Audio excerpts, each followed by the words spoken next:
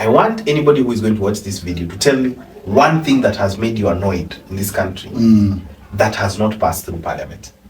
My fight will always be with parliament. Let me tell you, na naambia hawa bunge, siku yenye tutaingia kwa hiyo bunge, we will clean up the sanctity of parliament. Kwa hizo nominations, wenye wanapeangwa, ni wenye wanasifu party leaders sana. Wale noise makers, loud mouths, the ones that don't have ideas, hao ndio unaonaga kwa TV. Sasa unasikia mtu akisema kitu kama ati the president is right because the president cannot be wrong. One thing I learned is people do not understand even the basics of, like, let's say, human rights. Some people do not understand. They don't even know what are their rights as a person, as an individual. Na mtu ni mtu mzima 30 plus, 40 plus, but they still do not understand what their rights are. And that is why unapata all these leaders who come and manipulate us is because we do not even understand that we have so much power that we can show these people, or we can actually take all these people out of our faces and basically do what. So I feel like for the young people, we need to mess up, and they need to allow us to mess up, because we're not just messing up for the sake of messing up. There is something we're bringing into the table. It's a new thing, and because it's a new thing, it might not actually meet the standards of what is used to, like tradition. You see, yes, this whole new change that needs to come. And remember, being young in our definition is the shortest time ever. Because even as we're having these conversations as young people, in the next 10 years we'll not be young people, but the consistency of it will be that there will always be more young people in this country if everything remains constant than older people. And somebody asked a brilliant question. How can you expect the older people to secure your future when they don't have a future to look forward to? Mimi niko na miaka 40 50 ya kuishi, lakini wewe unaniambia at that person who is 70 years old has my best interest at heart. How? I actually don't think tribalism is a bad thing. It only becomes bad when it's made bad by politicians. They actually use that. Yes, they use it as a weapon. But I don't see how tribalism would be a problem if you were to say the people of the mountain are farmers. Now we mobilize them as the people of the mountain, but we appeal to their interest as farmers. You understand? And make it about farming. Make it about farming. The Maasai people or the pastoralists are pastoralists. Let's mobilize them around their language so that they can understand each other, and then we appeal to their pastoralism. When I look at people who have inspired me actually, and I've learned lessons from, if you can believe it, one of them is Dr. William Ruto, the president. For real? 100%. And nataka uniambie hizo triple problems. Uniambie kama poor people don't have the same problems. Unaona hata when you oversleep at home wanakutangaje? Uko ni wapi unaishi? Wanakutangaje? Mali ya dunia. Ni mali ya dunia, lakini tuko wapi? You need it. You need money. So hi guys, this is your boy the Melanin King, and this is Live Unfiltered Podcast. If it is your first time to be here, all I'm telling you is karibu sana. And if you are a returning subscriber, again, asante sana. Continue sharing our videos, continue commenting on our videos. Now today, I have two amazing gentlemen who are our guests for today. They are very vocal about leadership and what should be done, especially with Kenyan spaces with regards to governance. Now, on our topic of discussion today, we're going to dive deeper into leadership in young generations and what we think should be done within these young generations. We shall be diving into questions relating to what young people are supposed to do and what has not been done previously with the existing governance or with the existing leadership.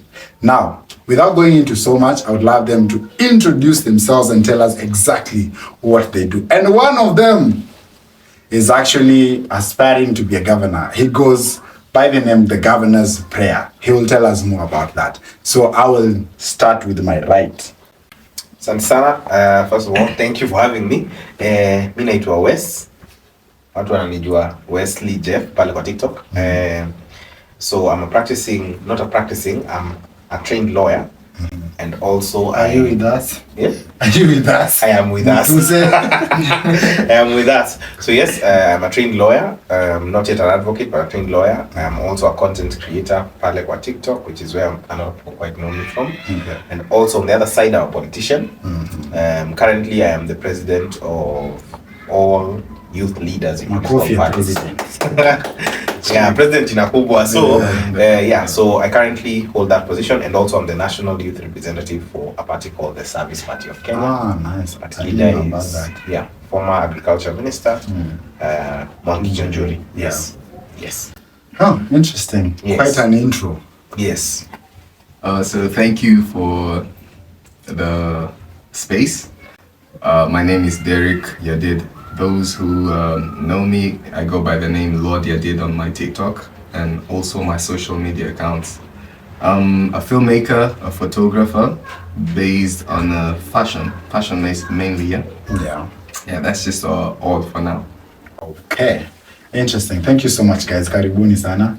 I have different personal relationships with both of them. They're all meeting for the first time, and we are all meeting for the first time. So I'm looking forward to an amazing segment with you guys, diving into leadership.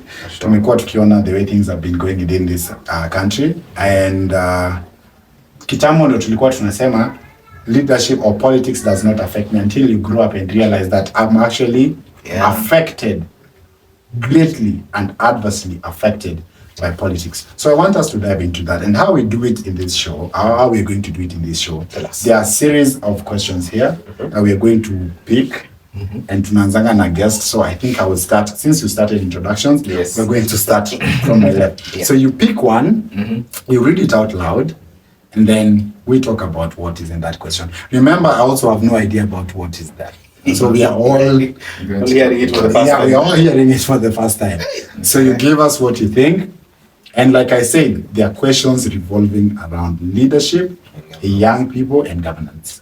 So totally random. We don't. Yeah, it's totally random. So umesema Gen Z, Hey. old people should go home. I just want to know kama naweza patana who did you support, Trump or Kamala? Hey, Who did you? Yeah, in fact, by the way, who did you support to begin with? we start with that one.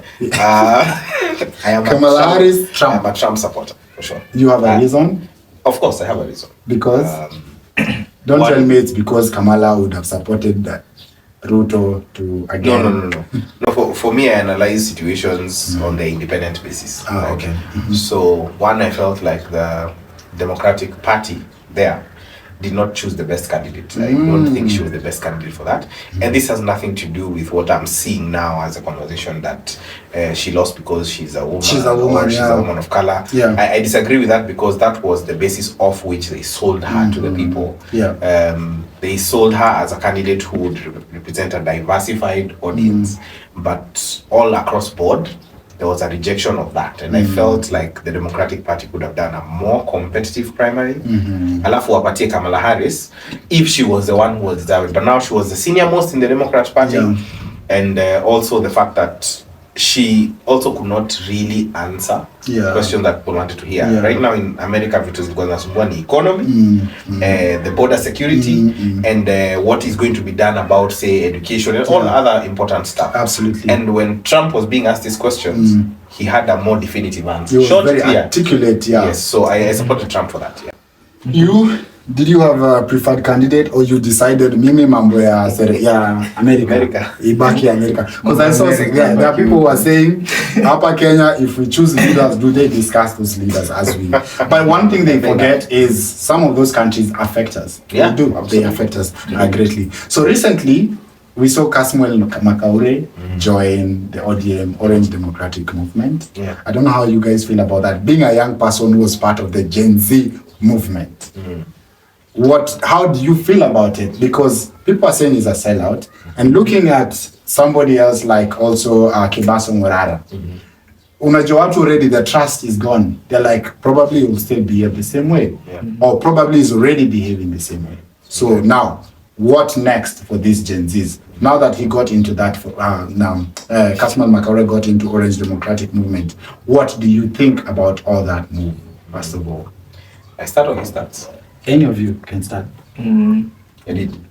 Okay, so in regards to what happened recently, I think just as I was telling you guys, Casmuel chose himself. And the reason why he chose himself is Probably what I'm thinking, what he saw from the people. There's something that he stated. He said that when the protest began, nobody called him to go for the protest. And when he was at the front lines, when his life was in danger, it wasn't at the expense of somebody's anything or whatsoever. It was just his own doing. You get that? So I feel like he got to a place where he felt like people were trying to, show him that you are not all that. All that, yeah. Because there's so much hatred towards Casimo. And I think this literally pushed him towards the side of choosing, let me just also pick something that's also going to benefit me. As much as I feel like, I know Casimo is a leader, definitely, but I feel like he just got to a place where he felt like, as much as I do have this going on, there's also this which is also important for me as a person. I love what you just said, and that makes me ask. So do you feel like Kenyans, especially the young people, are not worthy fighting for because they have proven themselves to be not grateful? Because you see, it got to a point where they were now hating on him. Yeah. Despite the things he was doing out there, people started hating on him. And as Casimo Makaure decided, mi najirudisha nyuma, and now I'm putting my selfish interest now at the forefront. I'm putting my self-interest actually at the forefront. Well, I agree. One, I'm not surprised that Casimo chose that path. Anybody who is a politician would have known someone like Casimo or Kebaso Morara would have ended up in that direction, the political way. However, I have spoken about it, and yes, there is this air of betrayal from the people. But you see, you have to always assess. Politics is about interests. Yeah. Simple as that, right? So I'm not really surprised he chose that, and this is the reason, right? That question you've asked of whether it's worth fighting for Kenyans. You have to understand why you're going into politics, first of all. Okay. You understand? So if your motivation is to get a pat on the back every time you do something good, then it's not going to be worth fighting for. Because if you ask somebody like me, what do I fight for in politics? Is I fight for a place where I can be proud of. Okay. Am I proud of Kenya right now? Of course I am not. But do I get proud when I see Kenyans do spectacular things? Of course I do. Like for example, in the recent elections, there was a person who is of Kenyan heritage who was elected somewhere in a couple, I think there were 4. The one And from then, Minnesota. yes, from Minnesota, and then like there are others. But when you see people like Faith Kipyegon, you see Ferdinand Omanyala, you see the Lionesses win ABCD, you are proud. Those are proud moments. So for me, my motivation in politics is to create a situation where I am proud of what I am looking at. Okay. But now, the reason why you're seeing a lot of people are feeling betrayed is because some of these leaders, and not Casimo specifically, I'll get to Casimo, but some of these leaders, wanafanyanga ndio waambiwe hey bro uko sawa, hey tunakupenda sana, validation. So now that is why you saw, and my problem or my issue with Casimo's approach was that he took on a position sort of like it was a gaslight position. And he was telling people, I took this position because you guys didn't do this for me. You guys, I thought that to be relevant. Yeah. Because if Casimo believed, because in his bios he calls himself a griot, a revolutionary, and a leader. A leader's vision should be to do the right thing or whatever motivates you. But now, the reason why I can't get surprised is because he chose himself. Yeah, he did. And for what it's worth, I hope the choice was good enough because he came from a point of validation, the Gen Z protest, you're doing good for us, you're representing us.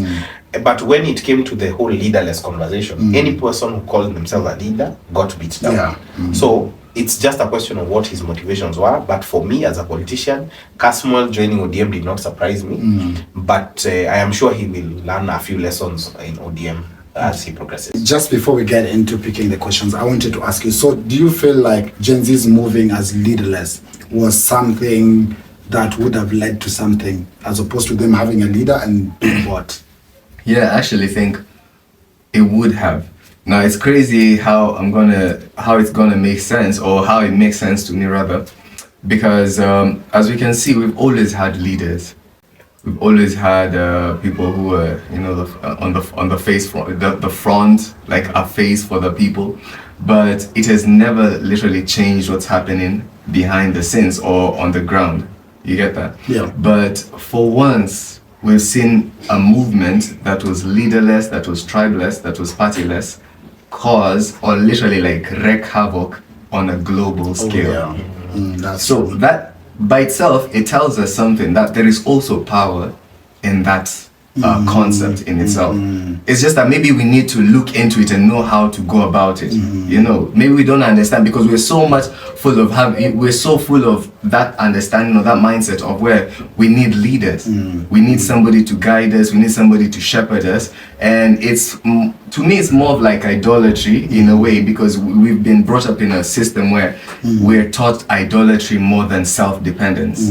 You just have to look at somebody. That's what we look at our leaders as. You know, this is the one who's going to change my life. That's why when people go to the ballot box, you want to vote for somebody depending on what you feel they're capable of doing for you. But you don't have the understanding that your life is not dependent on him, but on you. So it's just, in a way, it's idolatry. But once people break free from that consciousness, that kind of an understanding, it's possible to be led without a leader, yet knowing there is a leader. I don't even know how to put that. Now, Wes, somebody told me the other day, I was at work, and somebody said that whatever was happening during this July, August, that was just a Gen Z movement. It was a wave. So one, this person claimed that this was actually a wave.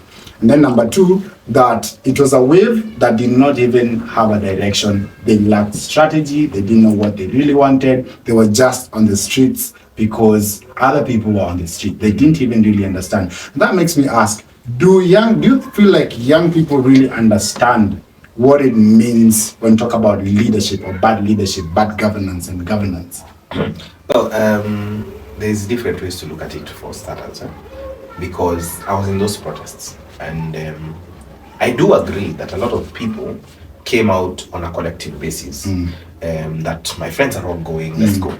And that does not mean that's irrelevant. Yeah. That means that in this society of ours, there are people who are self-driven. There are people who I call sponges, that you have to squeeze something out of them to get it out. And there's others who are wheelbarrows, who you have to push. And it's okay. If that direction is going to lead us somewhere, there have to be people when you are called directions different. So I disagree with what that person was thinking, that it's a wave. And I think it ties into the question Mouliza did. Was this movement being leaderless a problem or something like that?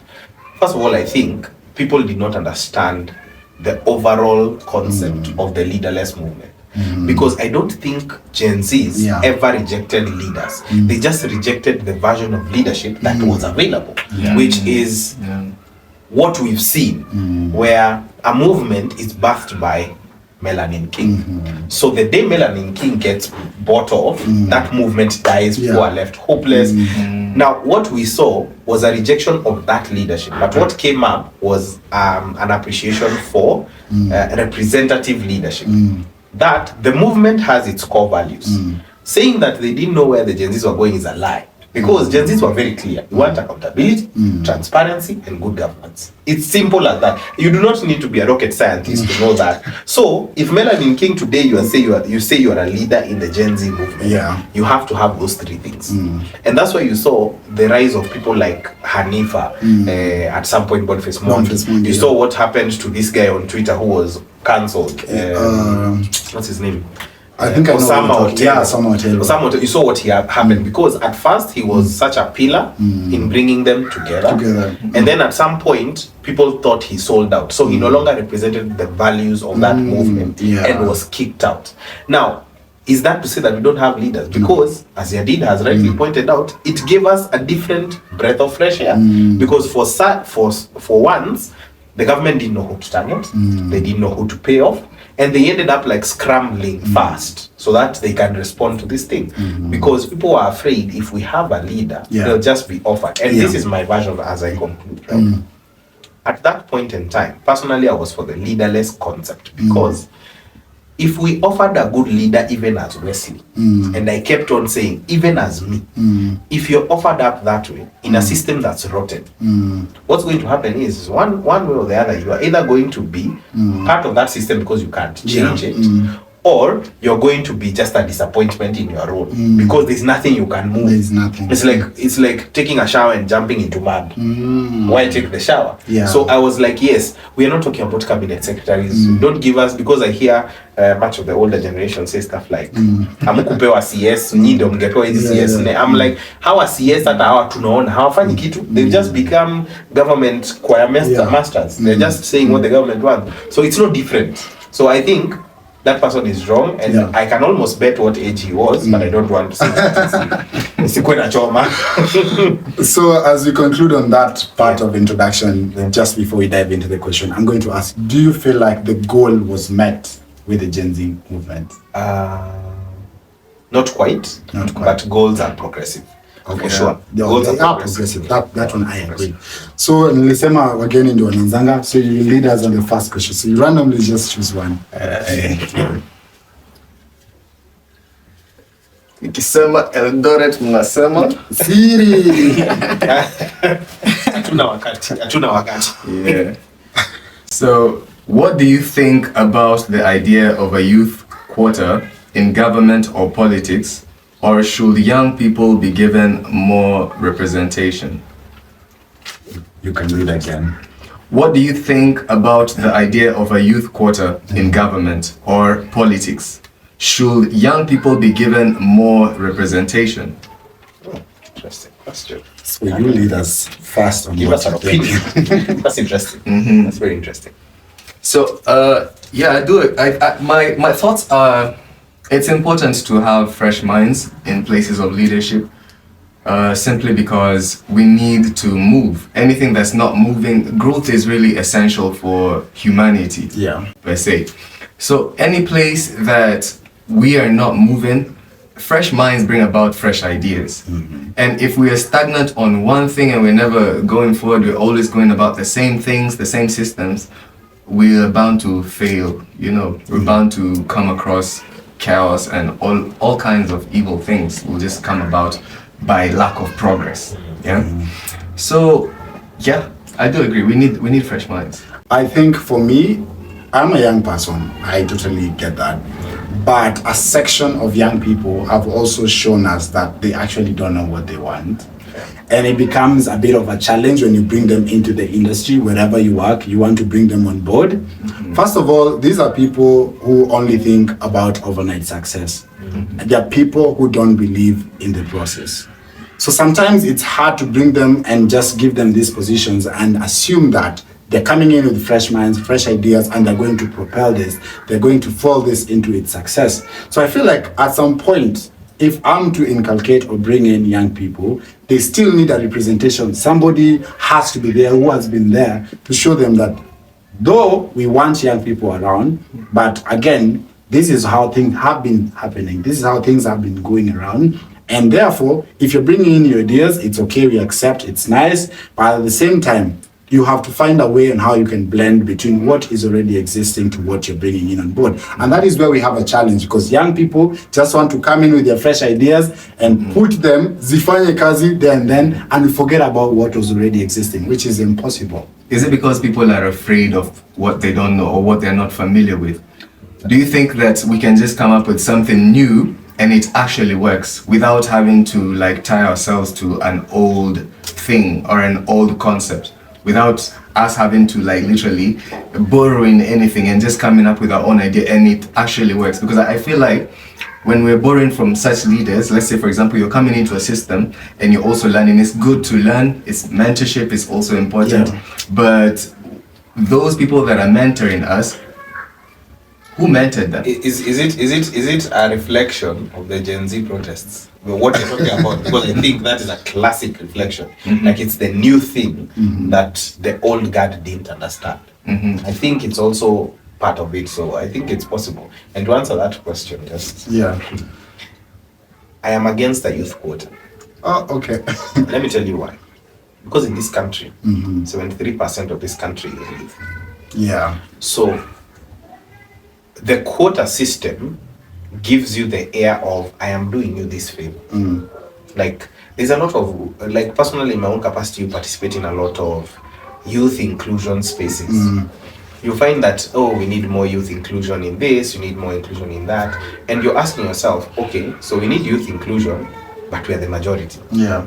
If we really wanted to, and I'm against it, not because it's a bad concept entirely, but it's because it offers you an air of too much relaxing and not putting your best foot forward.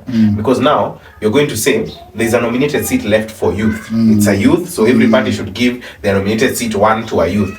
So now there'll always be that hope.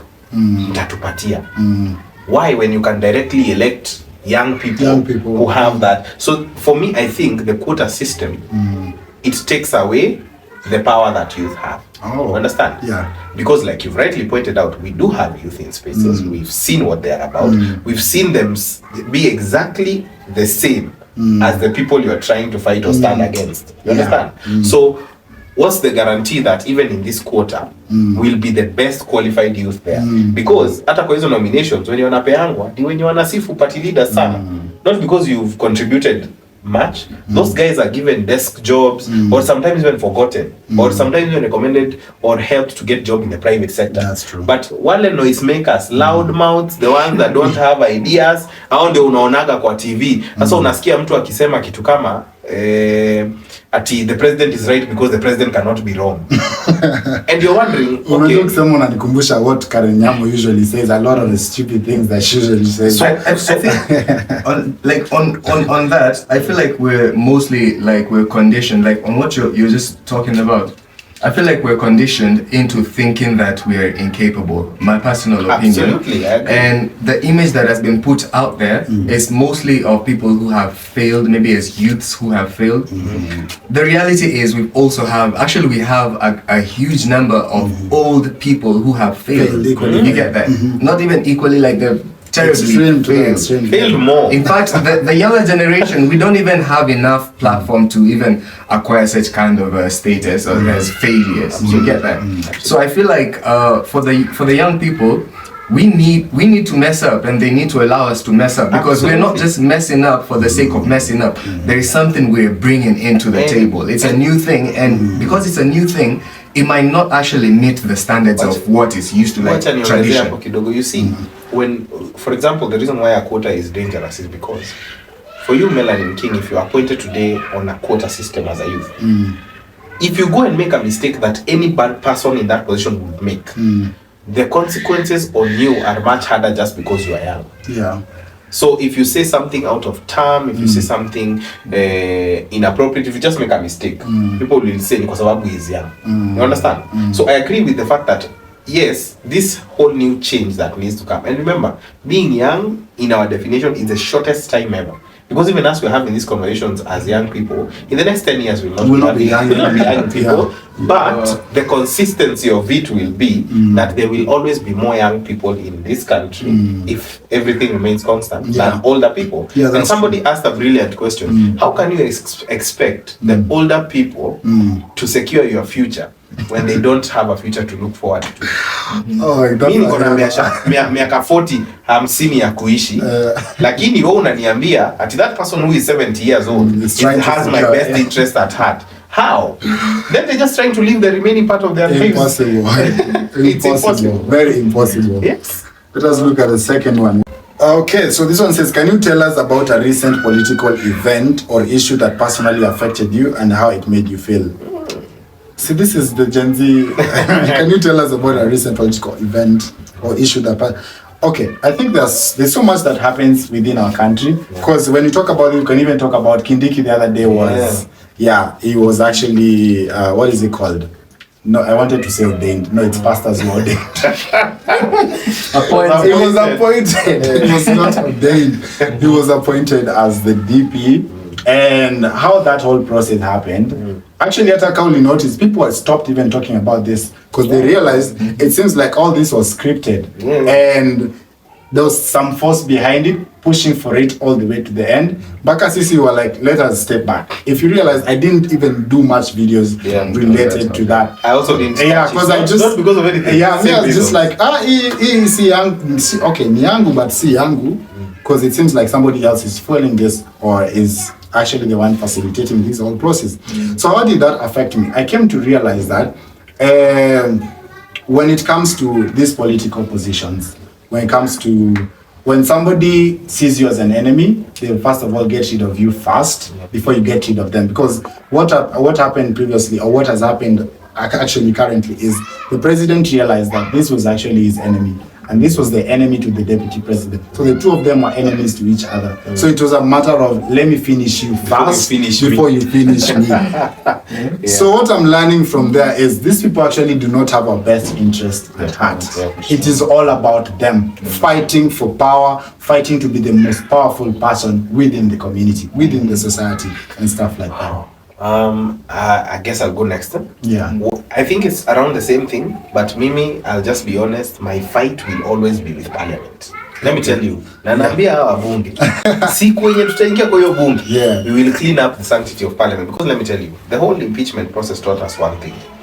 Other than selfish interest, it's the fact that our leaders cannot prioritize. Yeah. During the impeachment of the deputy president, the former deputy president, the house was full. The house ended up voting for almost an hour. And the question that comes to my mind is, so these people can mobilize themselves for a political affair, because that was not a legal issue, it was a purely political affair. But when we're discussing critical things about the health insurance fund, the new system that is being rolled out, the educational system, the strikes that have been happening in university, they are nowhere to be found. And the reason why that particular political event is affecting me is because I want anybody who is going to watch this video to tell me one thing that has made you annoyed in this country that has not passed through parliament. Because how are parliamentarians, and remember parliamentarians have 3 jobs: to legislate, oversight, and legislate, oversight, and represent. So their first job is to represent people. These guys cannot represent people, most of them, because there are some really good guys there. Most of them cannot represent the people who elected them to save their lives. So I'm looking at it, I'm like, okay, so the thing that I need to represent me on now is the health system, right?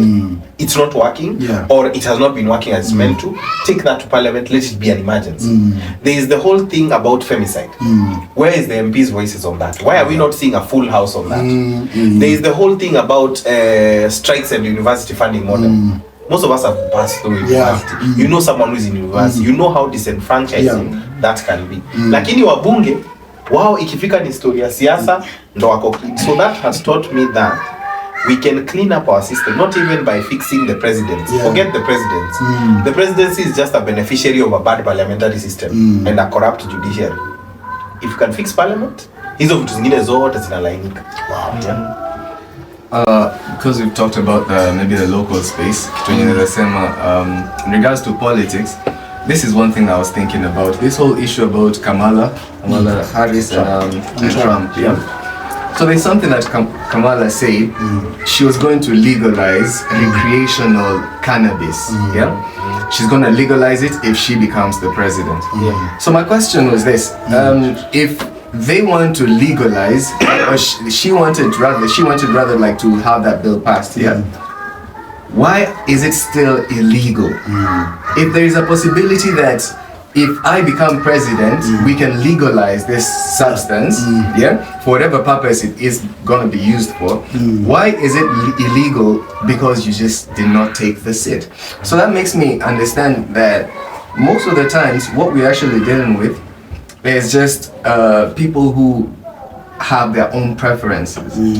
Like they have their own preferences in front of, like, before anything else. And what we're dealing with as a citizen, even in citizens, even in the nation of Kenya, we had this president, not this president, the candidate, Wajakoya, when he tried to introduce the same issue about maybe commercializing the sale of cannabis.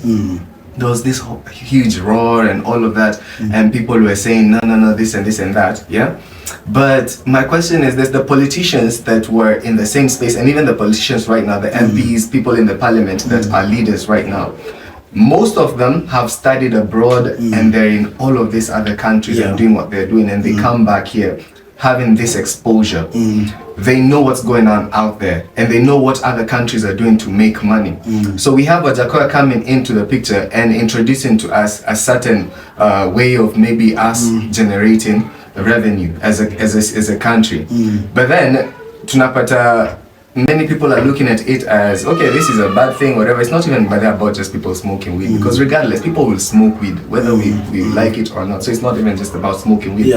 But if we can commercialize on certain ideas, not just weed, but if we can commercialize on certain ideas, which we ourselves have literally put them out as bad, we can actually make a lot of money as a country. You get that? Because that's why I was using Kamala. If she was willing to legalize weed, if she becomes president, then that tells you weed is not the problem. Yeah, weed is not the problem. You get that? Yeah. So if we can, as a nation, even as citizens of Kenya, if we can look at some of the things that we are dealing with, we've made them maybe like a taboo or whatever, and they're literally affecting us, and politicians are using it for their own wisdom, for their own glory, for their own advantage, we can move forward as a country. If we can just identify them. One of them, religion. You get that? Yeah. One of them, tradition. Another, tradition. So they use all of these things. Tribalism, they use all of these things. And they have literally made them to give them profit in return. So if we can just identify these things as citizens, we can literally change the political sphere. Because we touched on religion, and I think that's a whole topic of discussion. On its own. This should take us on another question. Let me see if I'm going to be lucky. Yeah. Let me see if I'm going to be lucky. All right. Let me see. Do you think politics should be taught more in schools? If so, what should be covered? Yeah. Very interesting. Yeah, to start off, I think, yes, politics should be taught in school for sure. And not for purposes of, say, creating people who are leaning on one thing or the other. One, I think it's a version of civic education, right? Let children, because I think we learned a lot of things that are borrowed from it's true. From our 844 system. I personally went through 844. Kuna vitu mingi sana nisoma zenye, I'm not going to say they're irrelevant, but there are more relevant things I should have been learning. One is understanding, for example, tax regimes, especially for the most part of the population, because I think in British system maybe they are taught, I'm not sure, I don't have information. But in my part, I never came across something such as important as tax. Unajua ni funny because as an adult, nimeanza kujua stories of tax nikiwa 25. Like kufile nil returns. Na siati I hadn't been in campus, siati sikuwa nimesoma, but hizi si vitu zinafunzwa. But if we had a system, I don't know where I was looking at a video from, right? Children, they get those lessons in very practical ways, right? So you're given a gig, a small gig in your classroom. Maybe your work is to just always wipe the school surfaces so that there is no dust, right? You're given a small token, and then you're told a percentage of this is going back into maintaining the school. So you start to understand, why am I returning money you've paid me for? It's called tax. And that's how things work. So I think, yes, politics should be taught, but in a way that is practical. But I think the point that is most important is civic education, to learn your roles as a student, not those regurgitated bullshit we learn at sijui as a person you should do A, B, C, D. Like practically, why it's important for you to vote, why it's important for you to do A, B, C, D. Those things should be taught. And one more important thing that I think should be covered is how our history is taught. We are taught a lot of history from the colonial perspective. And I don't know how this saying goes, but there's something that goes. I guess you'll correct it for me if I get it wrong. I don't know, something about if the hunter tells the stories, what the lion. I can't remember, but it makes a lot of sense. So long as we look at our history from a colonial mindset, we'll always have it wrong. Right? Because we have a lot of rich history as Kenyans, which most people don't end up knowing, because you're being taught about who was the white settler who came into Kenya and got David Livingstone, CG Vasco da Gama. Like, why are you teaching me colonial stuff? Well, I know there are people who, even if it's a myth, even if it's a story that was just given, teach us that story, because I think that's one way to make tribal politics fail. Yeah. Because now it becomes less about tribalism and it's more about identity and ownership. For example, I wonder, up to now in Kenya, why hasn't a proper director taken the story of somebody like Rwanda Magere and made it a movie? I mean, imagine how cool it would be to have a story of someone who could only be killed through his shadow and his body was as hard as rock. That's literally Superman. Yeah. You understand? Yeah. Talk about the women who in Gikuyu land who are proper warriors. There's a story of a lady who, I don't know what happened, that the men became scared. And then he was like, you guys, remove your shots, give us, take our skirts because you are afraid. Why don't we have a story of that woman? Why don't you have a story of the great legends we hear about, Koitalela, Arap Samoei? Why don't we know these things? Yeah. That now we have to read them through books that have almost been deleted. I think if we can change our schooling culture, I think then it's a brilliant idea to teach politics in school. Yeah, I think maybe just to add on to that, could it be that it's intentional that we don't have that kind of information, that they don't feed us that kind of information? It's really important, especially when we come into politics, us just understanding politics in itself. For many people to go to places of voting and place their vote, it's not just a simple thing as we've made it. That's why we're really seeing a lot of problems in this nation. And the lack of understanding, where you're just going to, because like if we can really major, especially on matters to do with tribalism, I feel like tribalism and religion, it has really taken a toll on the kind of things that we like. It's really done it's done us that service. The problems that we are seeing is just out of that. If people can be taught that this is where we are voting, we're not gonna vote because somebody's affiliated with our tribe or affiliated with our religion, then once we've removed all of that from the picture, we now have the real thing to look at. We're now looking at receipts. And when we have receipts on the table, we can actually have good leadership. So I can support that. Just a second before you enter, let me challenge that a bit. You see, I personally actually don't think tribalism is a bad thing. It only becomes bad when it's made bad by politicians. Oh, they actually use that. Yes, they use it as a weapon. Yeah, that's why I said we need to literally like learn this thing. Even think about the United States of America, right? You find that each state has things that they consider critical to us. Like you'll find there are states that have oil, there are states that have gas, there are states that have manufacturing, high tech, different things. The problem is that at the beginning or at independence, the thing that could mobilize people was tribe. But it mobilized people as just purely tribe in terms of language. So it became a mobilization tool and a segregation tool in the same one. But I don't see how tribalism would be a problem if you were to say the people of the mountain are farmers.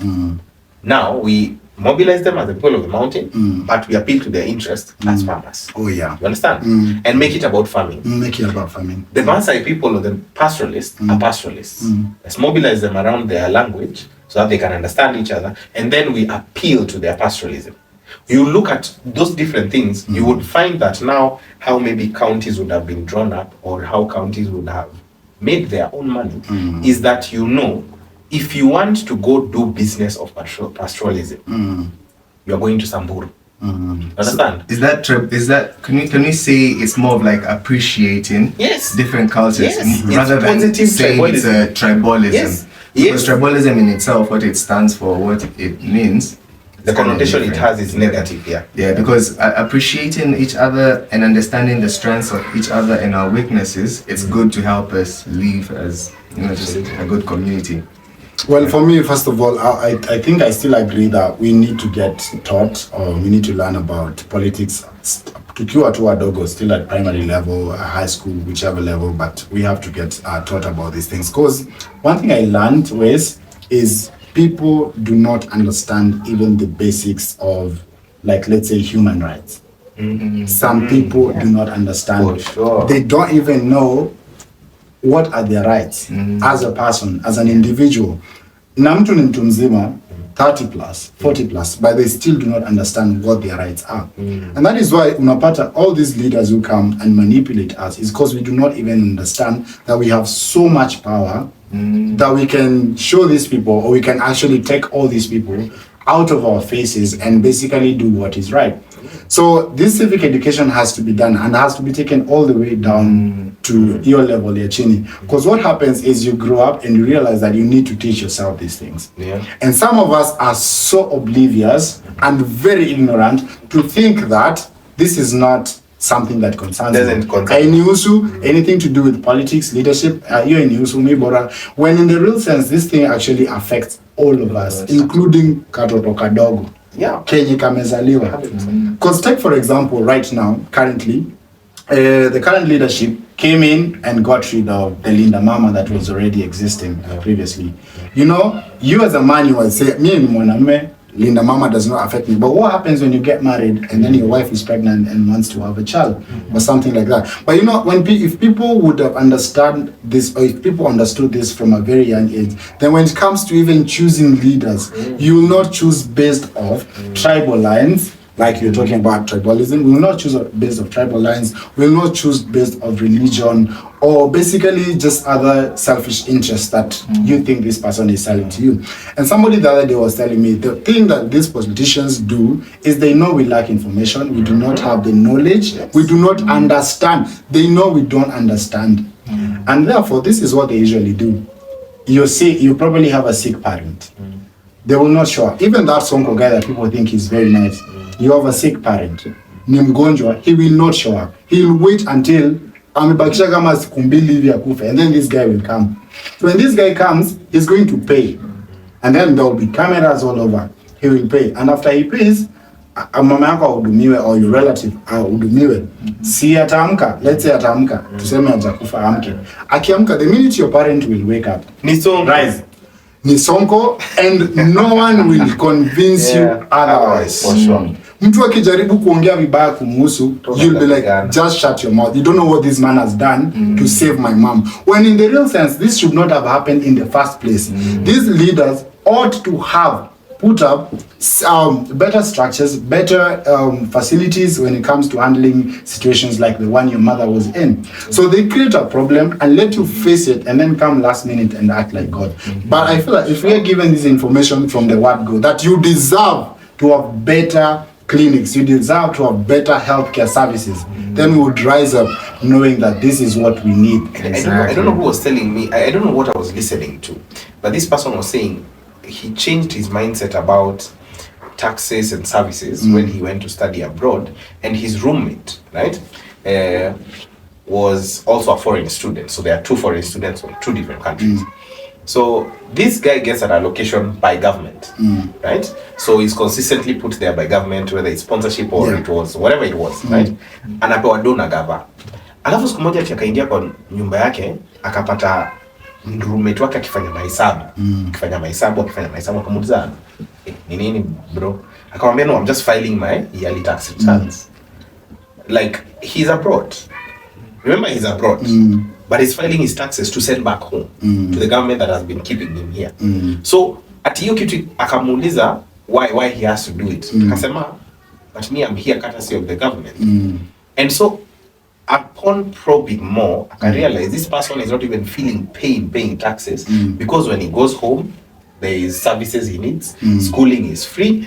Roads are well made. Healthcare is well taken care of. So even when he is abroad, he still has a sense of duty here. Because even if you probe kidogo hapa Kenya, unaonanga watu hawana shida na tax, ni ati wanasemanga wataiba tu. It always ends with wataiba tu. So if you ask them na kama haibui, they tell you wachukue, lakini bora mimi nikipita hapa nisikose hospitali ama barabara. And especially in Kenya hospital. I actually came to learn that we do not have a problem with taxes. Absolutely. What are they doing with the money they're taxing us? That's where we have a problem. So take us on the next question.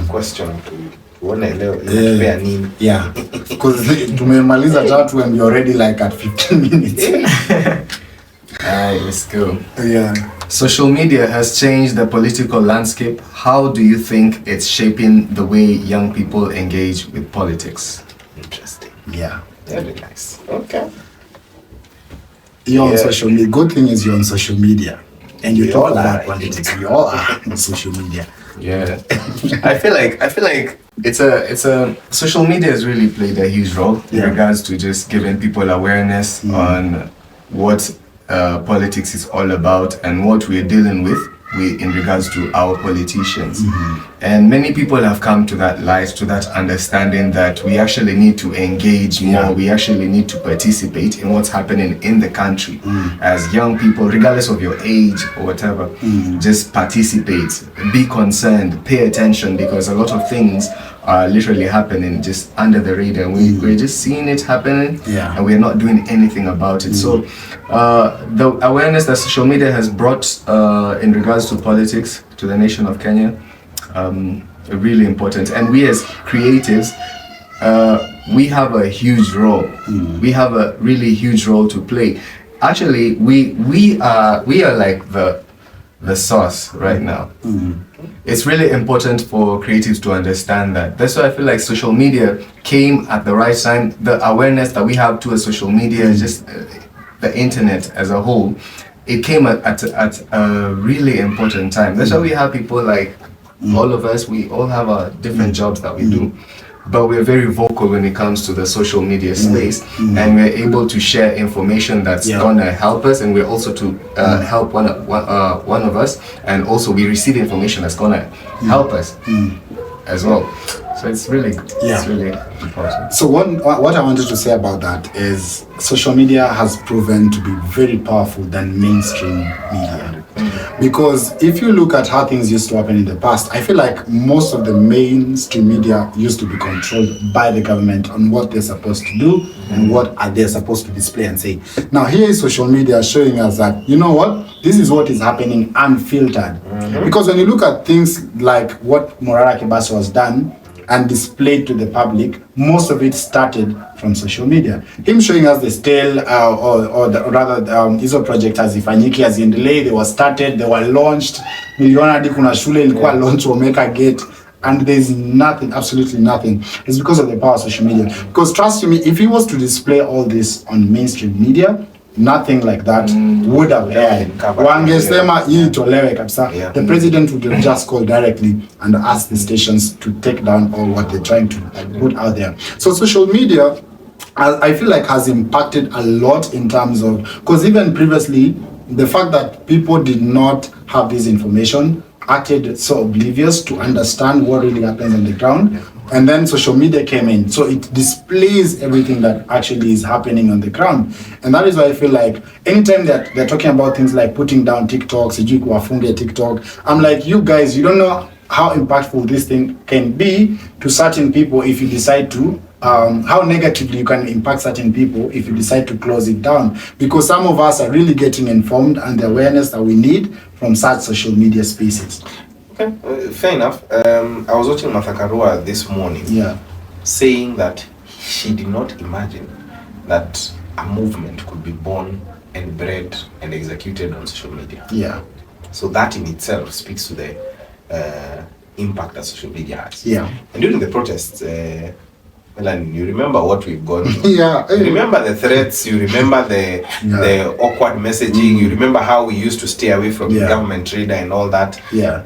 So it's quite important. And I'll say something quite simple. Social media is a currency of the future. It's true. Period. There is no way about it. Let me tell you, even in elections, in the next elections, they will be decided in the future through social media. Because you look at the older politicians, we used to say things like, what were our social media? But you forget, everyone is looking for a chance to have a phone like this. So this phone is closer to me than my TV. If I'm out there and something happens, and me, I'll shout out somebody who did a lot in terms of that information we're talking about. There's a guy who I used to follow on TikTok, or I'd rather follow on TikTok. It's called Brian Abala.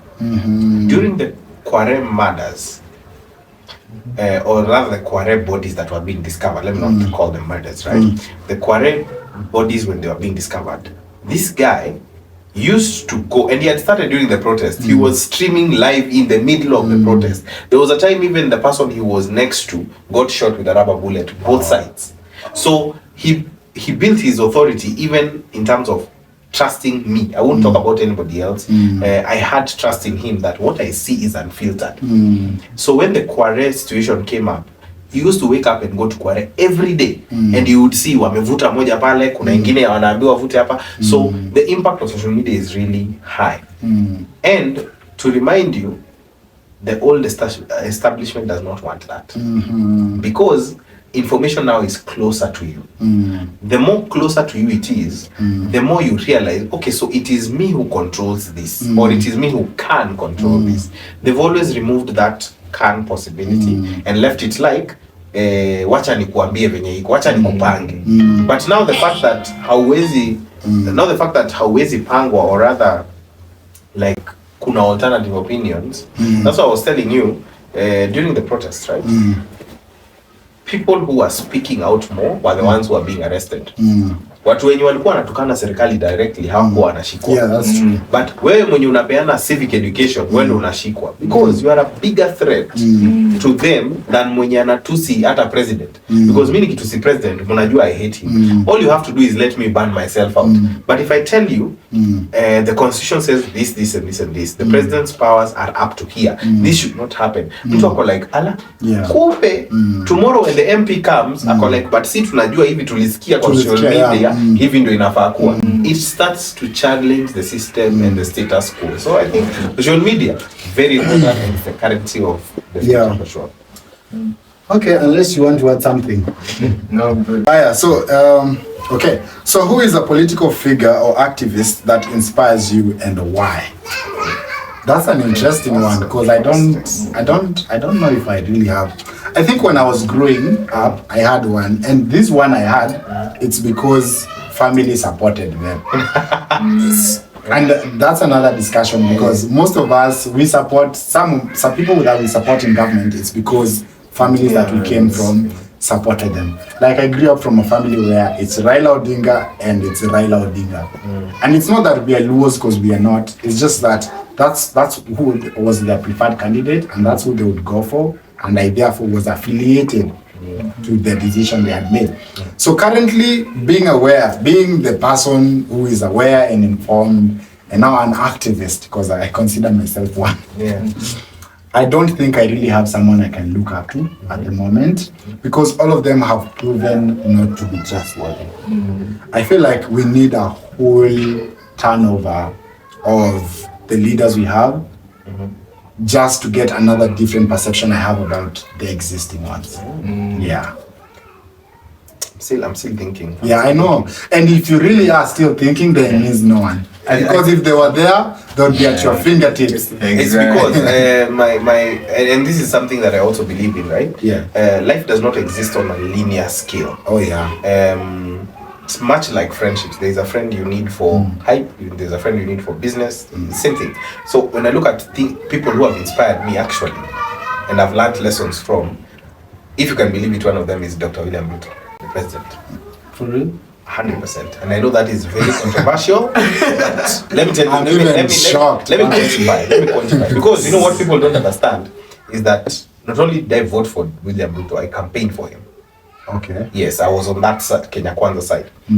And one of the things that I was it because you bought the idea of the bottom up, or because you wanted to buy on a ticket? No. Kenya Kwanza. I wasn't even buying. Or because I was in a different party even. For real? Yes. Let me explain why. Because I wanted to assume, or probably because you come from the mountains. No. People from the mountain were supporting Kenya Kwanza. I gave my vote long before he ever asked for it. And it's because of something that I want to now quantify. You see, there's something called, and it's because I could see myself in him. And here's the part I could see in him. I fear you. Don't worry, I'm not going to say things to you. Let me explain. The reason why I'm saying that is because at the time when he was running for president, I am attracted to principle a lot, right? And what people get mistaken is what principle is. Because when you think about principle, you start thinking, oh, I'm a good person, I don't do this. But principle is not virtue. Yeah, Oh, exactly. You understand? Okay. Principle is not virtue. Principle is a set of beliefs that if you follow through, you believe will lead you to a right outcome. Okay. And for me, I'm a big believer in having choices, sticking by them, even if they're not the right choices, you take the consequence. So that's a virtue, that's a principle I have. So at a point where I took a lesson from Dr. William Moores, during the BBI whole shenanigans, he knew very well he was not welcome at the BBI launch thing, but he still went. And he stood in front of 3,000 people and told them, when they are shouting him down, I don't believe in what all of you believe in. It takes a man with courage and principle to do that. Like him, hate him. Right now, my perceptions about him have changed because of what I've seen. But at that point in time, that was a lesson I thought that needed to be. Because he stood there, he had like 3 of his allies and friends. He was booed and shouted out. And at the end of the day, the very thing he opposed was opposed by majority people. He was proved right by the court. So he ended up being vindicated for that. And I think it's an important quality to have as a man, where you are not a flip-flopper. You understand? Because I'm not saying that he is the perfect person now. I'm just saying from a lesson that I learned from him back then, I think that was an important lesson for me. And because personally, I stand with that myself. So in terms of a lesson I've learned, I think that's one that I think. So you still choosing to be someone right up to this minute, someone you still consider right now I don't there are many things that I disagree with him about, and there are many things that I think he could do better, but that does not take away that lesson I learned. Because and it's something that people need to understand, and it's part of something called also cancel culture, right?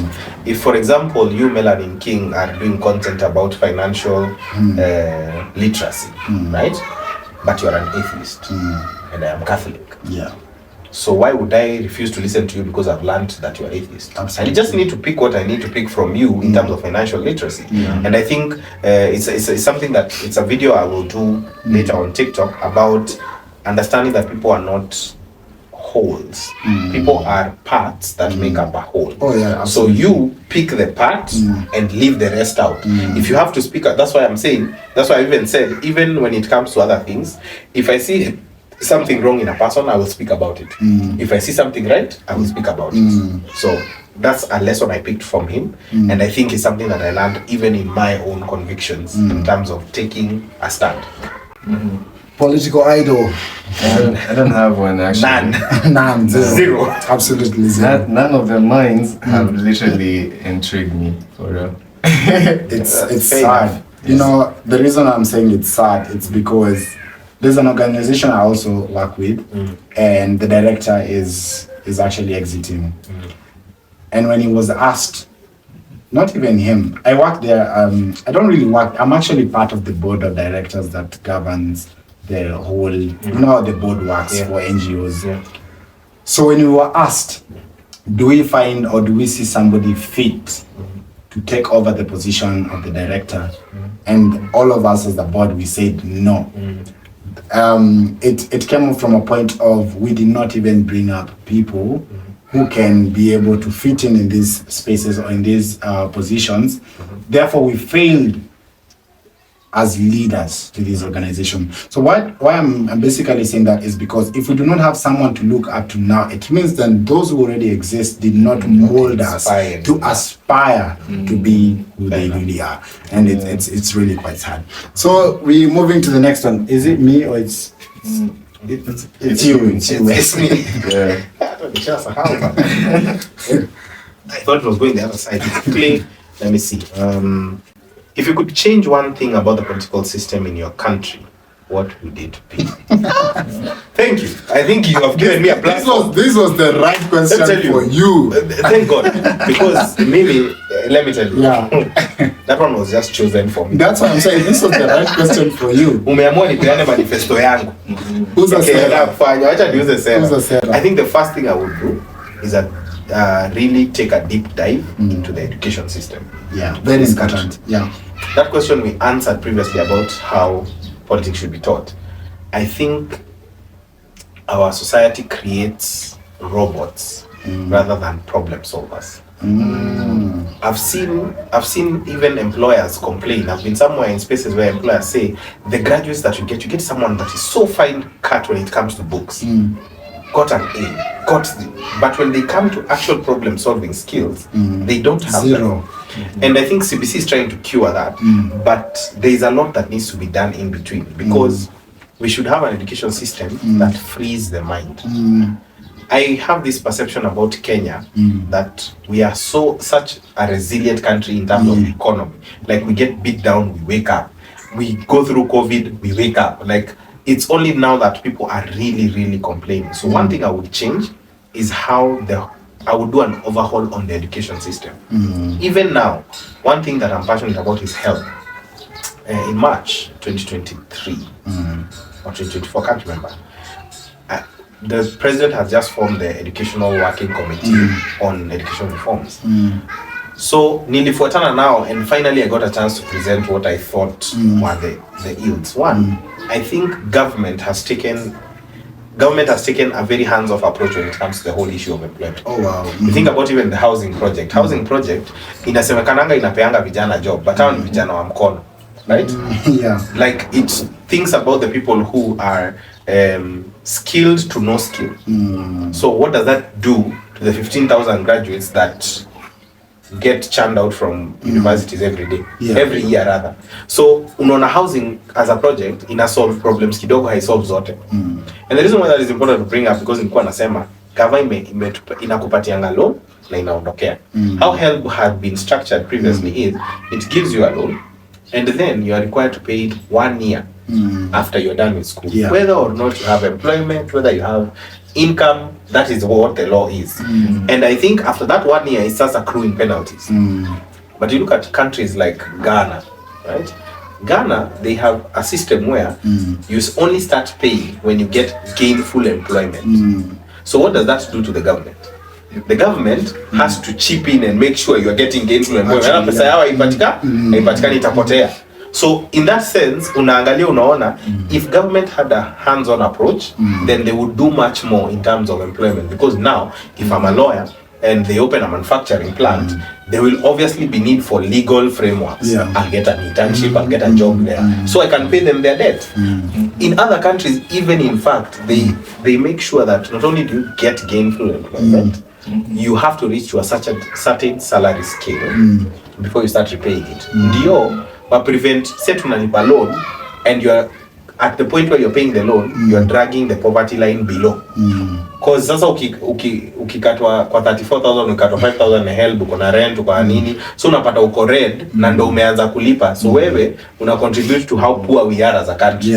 So anakuambia okay, so wewe uko na deni, tunajua, pata job, fika salary ya 50k, anza kulipa hiyo do. Unaget? So one thing I would focus on is education. Another thing, and this one I won't take too much time on, is making sure that devolution works. Counties. Because I think, yes, if counties work, presidency would be a position you just choose because it's legal. And people would not even be fighting for it. And I think each county should make their own laws in terms of how those laws affect them. Me, I come from a county where it's not, I wouldn't tell you we grow coffee, you understand? But we do have issues of banditry, we do have issues of pastoralism. So those conflicts, and ours is not a pastoralist entire county, but those spillovers from our neighboring counties, Samburu, West Pokot, they come into. So I think the lawmakers of that county should make laws affecting that. So maybe we're not a banditry thing, we're not a bandit county, we become a distressed county as a result of spillage. So if you're making laws tailored around you, we would have what you have in the States. You have in the States where they have different things. A state has their own constitution that is in line with them. So if devolution works, I'd be important. So those are the two things that change. Oh my God, I would vote for you. If you deliver what you just said, I would vote for you. Me, I think I have zero aspirations to be a political leader, but leader in other spaces. Yeah, in other things. Yeah, I would. that's what I want, and that's what I'm actually working on. But with with our country, because the question basically is talking about the country, the changes I would want to bring on board is, I would tell those at the top, or this is what I would do. If I would find means on how to bar them or stop them from investing in other countries, because we know about leaders who are investing in Dubai and other places. Yeah. How about they do it right here? Because the biggest issue we've had to face as a country is unemployment. Yeah.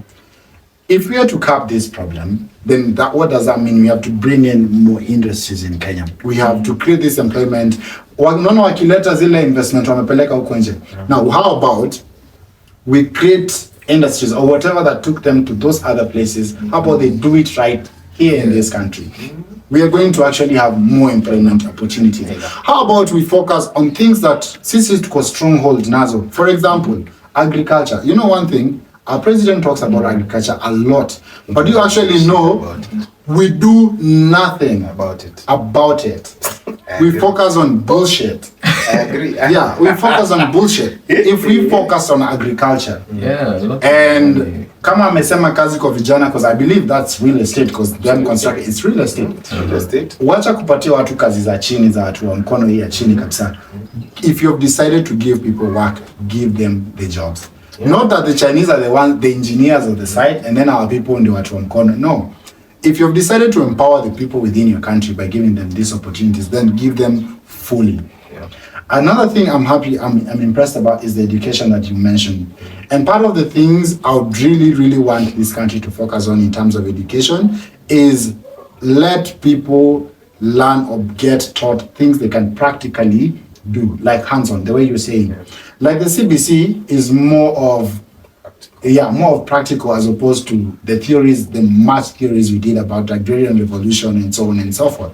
So if they focus more on that, more of skilled kind of competency, we're actually calling it competency-based curriculum, the CBC, competency-based. So if you're going to focus on the competency of these learners, teaching them the skills that you don't need a white-collar job for you to sit in the office and get employed and work. You can actually learn these skills that can help you do A, B, C, D for yourself. Then we'll be headed towards the right direction with our education system. But provided we do not even have the capacity and the resources to do this, and it's because the monies we get, we divert it to the wrong things, as opposed to now capitalizing on these resources that would better off the education system. I think that is where I would put my focus mostly on. Yeah. Work on priorities. Work on priorities.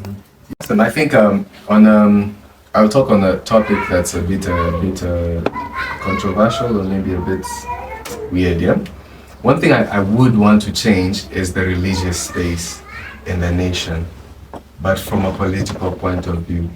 And what I mean by that is, we know leadership from a point of just as, like physically, we're more familiar with just the normal kind of leadership, the physical kind of leadership, but we don't see the spiritual aspect of it. And because people don't have an understanding of the spiritual aspect of leadership and maybe politics, that's where we miss out a lot. And that's where we also don't even get to benefit more from our leaders or from our leadership rather.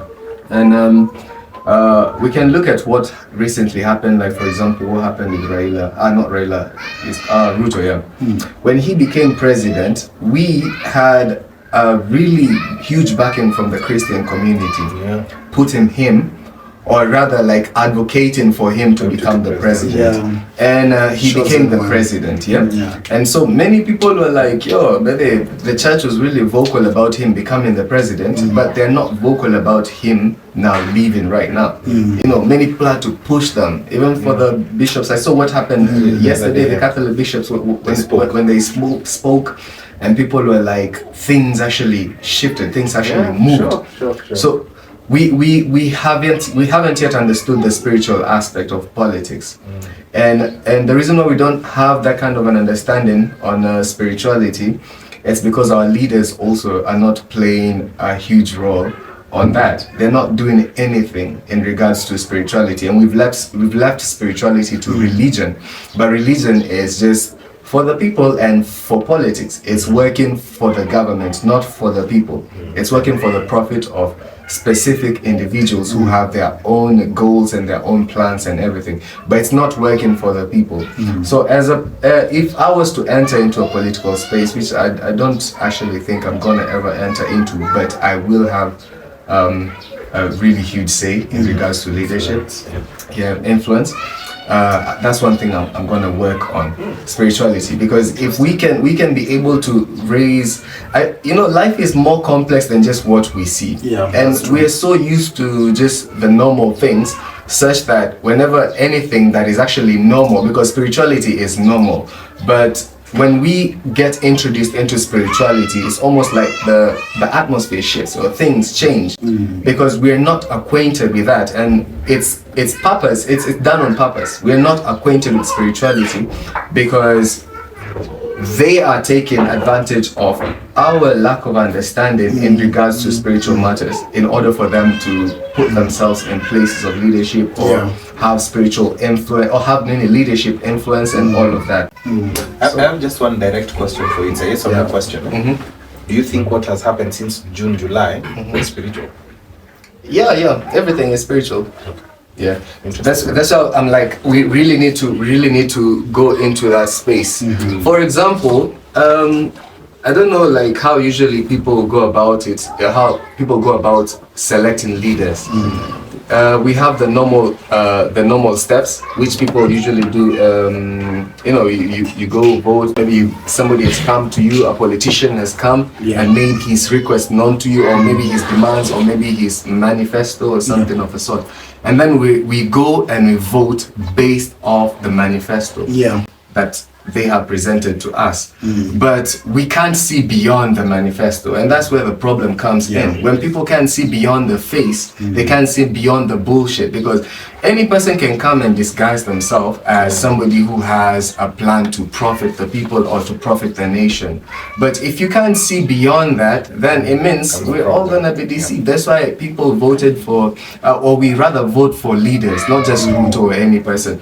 We vote for leaders, and then later on we're surprised, like, what happened? What happened? For me personally, I'm never in a place where I'm surprised at who Ruto is or what Ruto became, rather, because to me he did not become. He has been. I know who he is. I knew who he was, and I personally go into the political space from a spiritual perspective. Everything, even any post that I put on my TikTok, whether people understand it or not, I usually have a spiritual aspect of it. That's why I can look at somebody and be like, okay, so this is it. I told people about Ruto, don't vote for this guy. There's a possibility this person can be a president.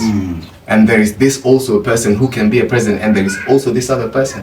But these are the outcomes. If you choose to put this person as a president, be prepared for this. If you choose to put this person as a president, be prepared for this. And like that. You get that? So if you can't see beyond who your leader is, then we're literally just wasting time. Because what are we even doing? You get that? So spirituality is gonna, as I come to an end, how is spirituality gonna help all of us? How am I gonna help bring spirituality into politics and help people to have better leaders?